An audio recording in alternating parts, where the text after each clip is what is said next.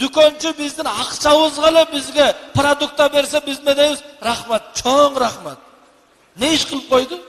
Sizdin akçanızdı aldı, sizdin hakkınız bolgon 1 kilogram konfetli paketke salıp verdi. Siz hem de rahmat. Жылу, жумшак, жылмайып, жакшы адамсыз да, чоң рахмат. Үйдө ошол сиз алып келген картошканы арчып, сиз алып келген пиязды арчып, оттун үстүнө коюп туруп, тамак жасап алып келип койсо, рахмат эмес, көз караштагыга тескерисинче да. Аллах разы болсун, чоң рахмат.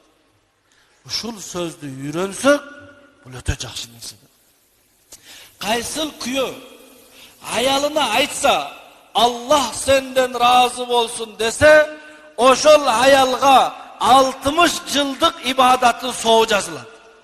Resmi. 10 yol aytınız kundu.